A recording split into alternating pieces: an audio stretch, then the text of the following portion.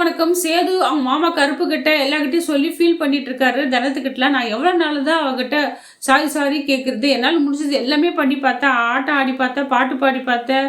அவளுக்கு புரியுற மாதிரி எடுத்து சொன்னேன். காலில் விழுந்து கூட மன்னிப்பு கேட்டேன். அப்போ கூட அவள் என்னை மதிக்கவே மாட்றா. எனக்குன்னு ஒரு தன்மானம் இருக்குல்ல. நான் எவ்வளோ நாள் தான் அவகிட்ட பொறுத்து போகிறது. எப்போ கேட்டாலும் அவள் மன்னிக்கவே நான் மாட்டேன். நான் என்ன பண்ணுறதுன்னு சொல்லிட்டு ஃபீல் பண்ணி அழுதுட்டு இருக்காரு. தினமும் ஏன் மாமா இவ்வளோ ஃபீல் பண்ணிட்டீங்க, இவ்வளோ நாளும் பொறுத்துக்கிட்டீங்க, கொஞ்ச நாள் தானே அக்கா மனசு மாறிடும்னு சொல்கிறாங்க. எனக்கு நம்பிக்கையே இல்லை தனம், நீ என்னன்னா சொல்லு.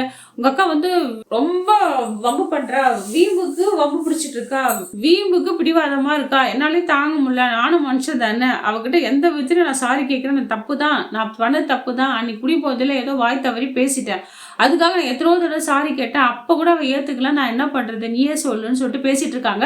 இந்த நேரத்தில் கருப்பு சொல்கிறாரு, என்ன மாப்பிள்ள 6 மாதம் கோர்ட்டில் டைம் கொடுத்தாங்க, அந்த 3 மாதம் ஆயிடுச்சு, இன்னும் 3 மாதம் தானே, அவசரப்பட்டு எந்த முடிவும் எடுத்துடாத, கொஞ்சம் பொறுத்துக்கோ. தமிழ்ச்செல்வியும் சின்ன பொண்ணு தானே, ரொம்ப பாதிக்கப்பட்டிருக்கு. நீ ஊர் முன்னால் அப்படி சொல்லிட்டல, அதனால அதை தாங்க முடியல. ஏற்கனவே வீட்டில் வேற உங்க சின்னம்மாலாம் அவங்க அத்தைலாம் வேற வெறுப்பேற்றிட்டு இருக்காங்க. அந்த பொண்ணு எவ்வளோ தான் தாங்கும், கொஞ்சம் அனுசரிச்சு போமா அப்படின்னு சொல்லிட்டு புத்திமதி சொல்றாங்க. உடனே நம்ம மலர் சொல்றாங்க, ஏமாமா இதுக்கு நீங்க பதட்டப்படுறீங்க, இப்ப வந்து கோர்ட்டு கேஸுன்னு போனாதானே தீர்ப்பு என்ன வரும், நீங்க முடிச்சிட்டு இருப்பீங்க.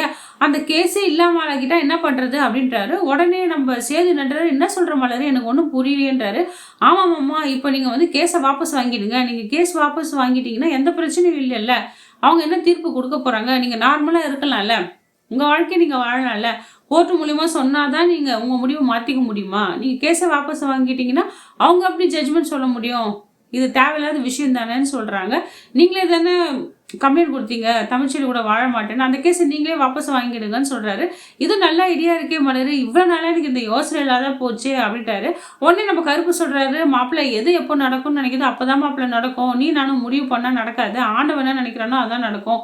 அதான் இப்போ நம்ம மலர் வாயால கடவுள் சொல்ல வச்சிருக்காரு, இதை புரிஞ்சுக்கோ, இந்த வாய்ப்பை விட்டுறாத, உடனே வா நம்ம வக்கீல பார்க்கலான்னு சொல்லிட்டு சேத்துக்கிட்ட சொல்றாரு. உடனே சேத்து என்ன பண்றாரு, தன் மாமனாரை கூட்டிக்கிட்டு அவங்க மாமா கருப்பை கூட்டிட்டு நேராக வக்கீல பார்க்குறாரு.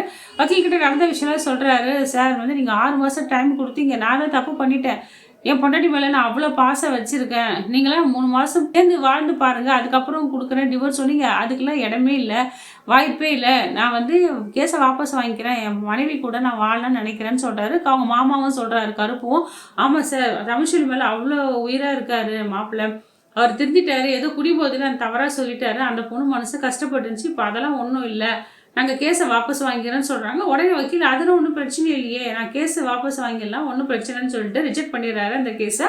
உடனே இந்த சந்தோஷமான விஷயத்த அப்பத்தா கிட்ட சொல்கிறாரு. அப்பத்தா வந்து ரொம்ப ரொம்ப சந்தோஷப்படுறாங்க. அப்பா அப்பா, என் மனசில் வந்து நீ பாலை வாத்தப்பா, இதுக்கெல்லாம் நம்ம குலசாமி தான் காரணம், நம்ம வீட்டில் எல்லா விஷயமும் நடந்துட்டு இருக்கு, நான் ரொம்ப சந்தோஷப்படுறேன்றாங்க. அந்த நேரத்தில் தமிழ்ச்செல்வி கிராஸ் ஆகி போறாங்க. தமிழ்ச்செல்வி வயிறு கொஞ்சம் பெருசா இருக்குல்ல, அதை பத்தி சேது சொல்லியிருக்காரு அப்பத்தா கிட்ட. என்ன பார்த்தா தமிழ்ச்செல்வி வயிறு வர வளர்ந்துக்கிட்டே போகுதுல்ல அப்படின்றாரு. ஆமாண்டா, மாசம் ஆக அப்படிதான் பிள்ளையும் வளர்ந்துட்டு இருக்கோம், பார்த்த தெரியல, உனக்கு எங்கடா தெரிய போகுது மடப்பயிலன்னு சொல்லிட்டு தன் பேரனை கிண்டல் பண்ணிட்டு இருக்காரு. அப்போ கூட அப்பத்தா வந்து தமிழ்ச்செல்வி வயிற்றுல 2 குழந்தை இருக்குன்னு அந்த வார்த்தையை சொல்லவே இல்லை. ஒருவேளை அதை சொல்லியிருந்தா இன்னும் நம்ம சேது ஆனந்த கண்ணீரோட சந்தோஷப்பட்டிருப்பாரு, வானத்துக்கும் பூமிக்கும் எகிரி குச்சிருப்பாரு. ஆனா அப்பத்தான் ஏன் சொல்லலை, யாருக்குமே சொல்லலையா என்னன்னு தெரியல. அவங்க மனசோட வச்சிருக்காங்க அப்பத்தான். இங்க போஸ் விஷயத்துல ஒரு தரமான சம்பவம் தாங்க நடந்திருக்கு. போஸ் வந்து நம்பிட்டான்னு அவங்க அப்பா சொல்ல நம்ம காவியாக்கு வந்து ஒரே டவுட், இவன் எப்படி ஒரே நாள்ல எப்படி இவன் மனசு மாறி இருப்பான், திருந்திருப்பான், அதுக்கெல்லாம் வாய்ப்பே இல்லை, இவெல்லாம் திருந்தாத ஜென்மன்னு சொல்லிட்டு அவங்க என்ன பண்ணியிருப்பாங்க, அங்க வேலை செய்யற அவங்க சூழ்நிலையில பல வருஷமா வேலை செய்யற மயிலுக்கிட்ட ஒரு ஹெல்ப் கேட்டிருப்பாங்க. மயிலு, என் புருஷன் எப்படி நடந்துக்கிறாங்க என்னன்னு சொல்லிட்டு நீ அப்பப்போ அப்டேட் பண்ணுன்னு சொல்லிட்டு அவங்க ஆளை செட் பண்ணி வச்சிருப்பாங்க. அதுக்கேற்ற மாதிரியே போஸ் மயிலோட வலையில விழுந்துறா. அவங்ககிட்ட கொஞ்சம் பேசுறாங்க. இதெல்லாம் கேமரா எடுத்து அவங்க லைவா பார்த்துட்டு இருப்பாங்க நம்ம காவியா. அது இல்லாம அந்த போஸை பெற்றால அந்த ஈஸ்வரிக்கிட்டையும் அவங்க தங்கச்சிக்கிட்டையும் காமிப்பான். இது பாத்தியா, இதோ உன் பிள்ளையோட லட்சணம், எப்படி வளர்த்து வச்சுக்க பாரு, உனக்குலாம் கொஞ்சம் கூட வெக்கமான சூடு சொல்லலாம் இல்லையா, இங்க பாரு, இந்த தரங்கட்டவனை போயிட்டு நான் அவங்க கூட சேர்ந்து வாழணுமா, நீ தான் வச்சுக்கணும் உன் பையனை அப்படின்றாங்க. இந்த கூத்தெல்லாம் எப்படி நடந்ததுன்னு பாக்குறியா, நான் தான் இந்த மயிலை செட்டப் பண்ணி வச்சேன் அப்படின்னு சொல்றாங்க. இதை கேட்டு ஈஸ்வரிக்கு வந்து என்ன பண்ணுறதுன்னு தெரியல. அச்சோ, இவன் முதற்கே மோசமாயிடும் போல, இந்த பையன் ஏன் தான் இப்படி பண்றான்னு தெரியலேன்னு சொல்லிட்டு ஒரு கோவப்படுறாங்க. சரி வா, இங்கிருந்து என்ன பண்ண முடியும், உன்னோட பையனோட லட்சத்தை வந்து நேரில் போய் பார்க்கலான்னு சொல்லிட்டு நேரில் போறாங்க. சூளைக்கு நேரில் போறாங்க காவியா தன் மாமியார் நாத்தனார் கூட. அங்க பார்த்தா இந்த மயிலு கூட இந்த போஸ் கொஞ்சிட்டு இருப்பான். அவளும் சொல்லுவா, "எதுக்கு இது மாதிரிலாம் பண்றீங்க? வேண்டான்னு உன்னை நான் கைவிட மாட்டேன்னு" சொல்லிட்டு கொஞ்சிட்டு இருப்பாங்க. சரி, சரி யாரோ வர மாதிரி இருக்கு, நீ கிளம்புனான்னு அந்த மயில அங்கேயே இருப்பா. அப்போ கூட போஸ் புரிஞ்சுக்கிட்டு இருக்கணும். அதுக்குள்ள காவி அங்க வந்துட்டு அசிங்கமா கேவலமா திட்டுறா, அடிக்கலான்னு போறா. ச்சே ச்சே உண்மைலாம் அடிச்சா அந்த பாவம் எனக்கு எதுக்கு, உன்னை தொடர்றதுக்கு எனக்கு அருவருப்பா இருக்குது. என்ன ஜென்மம் நீலாம்? கல்யாணம் ஆகி ஒரு 10 நாள் கூட ஆகல, இன்னொரு பொண்ணு கூட லூட்டி அடிச்சிட்டு இருக்கே, நீலாம் என்ன மனுஷன்? காலத்துக்கு நீ திருந்த மாட்ட, உன்னெல்லாம் கல்லால் அடிச்சு கொள்ளணும்னு சொல்லிட்டு திட்டிட்டு இருக்கா. உடனே நம்ம ஈஸ்வரிக்கு வந்து ஈஸ்வரியும் கேவலப்படுத்தி பேசுறா, தரக்குறைவா பேசுறா இந்த காவியா. நான் காவியா பேசுறதுல எல்லாமே கரெக்டாக தான், எதுவும் தப்பு நான் சொல்ல மாட்டேன்.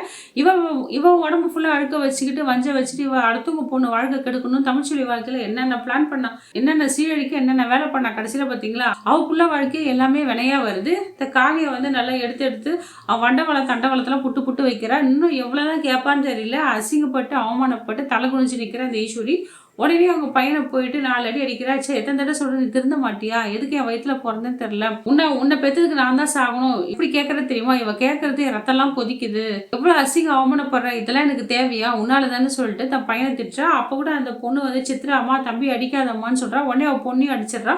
இதுக்கெல்லாம் காரணம் நீ தான். எப்போ பார்த்தா தம்பி தம்பின்றிய, உன் தம்பி எவ்வளோ கேவலமான வேலை செஞ்சிருக்கான் பத்தியா, என் மானத்தையே வாங்க வந்திருக்கானே அப்படின்னு சொல்லிட்டு திட்டிட்டு இருக்கா. கடைசி வரைக்கும் நீங்க திருந்தவே மாட்டீங்க, என்ன ஜென்மம் தெரியலையே. இதுல வேற எங்க அப்பா உங்களுக்கு சர்டிபிகேட் கொடுத்தாரு, சூளகல்லையும் வேலை செய்யற மாதிரி நடிச்சு மேஸ்திரியை கைக்குள்ள போட்டுக்கின்னு உன் பிள்ளை எவ்வளவு கேவலமான வேலைலாம் பண்ணியிருக்கான் பத்தியா. உன் குடும்ப புத்தி அப்படியே இருக்கு உங்க பையனுக்கு, உன் புத்தி வந்து அப்படியே இருக்கு உங்க பையனுக்கு. நீங்களே திருந்த போறது இல்ல, உங்க பையனை திருந்த போறது இல்ல. உங்கெல்லாம் சேர்த்து வச்சு சோறு போடுறாரு பெரிய மாமனாரு ராஜாங்க ஐயா, அவரு தான் சொல்லணும், அவர்கிட்ட தான் நான் சொல்ல போறேன் உங்க லட்சணத்தெல்லாம் சொல்லிட்டு இங்க சொல்லிட்டு இருக்காங்க இந்த காவியா. இதுக்கு மேல காவியா என்ன முடிவு எடுக்க போறான்னு தெரியலங்க. திருப்பி இவன் கூட தான் வாழ போறாளா, திருப்பி இவன் டிவோர்ஸ் பண்ணிட்டு இல்ல போவாளா? இவன் கடைசி வரைக்கும் திருந்தவே போறது இல்ல. வேற பாரு போஸு பாசு போஸுன்னு அவன் மூஞ்சி அவனையும் பார்த்தாலே கடுப்பாகுது. எந்த பொண்ணை பார்த்தாலும் பின்னாலே போயிடுறான். நாக்கு தொங்கு போட்டு போற மாதிரி எல்லா பொண்ணு பின்னாலேயும் அவன் போயிட்டு இருக்கான். தாமிர வாழ்க்கை நாசம் பண்ணா, அந்த மலர் பொண்ணு வாழ்க்கை அது வாழ்க்கையை நாசம் பண்ணா. இப்ப கடைசியில காவியா வந்து இவனை திருத்துருன்னு சொல்லிட்டு அவ தலையில அவளே மண்ணாலே போட்டுக்கிட்டா. இவனெல்லாம் தூக்கி போட்டு அப்பாட்டு போய்கிட்டே இருக்கணும். என்ன பண்ண போறான்னு தெரியல. இவ கண்டிப்பா ராஜாங்கத்துக்கிட்ட சொல்லி இவங்களை அசிங்கப்படுத்தி இவங்க வீட்டை விட்டு வெளியே துரத்தணும். அப்பதான் வந்து இவங்க அடங்குவாங்க. ஆனா அந்த காவியை எடுக்க போற முடிவுல தான் இருக்கு. என்ன பண்ணுவா தெரியல மக்களே. இந்த வீடியோ உங்களுக்கு பிடிச்சிருந்தா லைக் அண்ட் ஷேர் கமெண்ட் பண்ணுங்க. அடுத்த வர வீடியோல உங்களை சந்திக்கிறேன். நன்றி, வணக்கம்.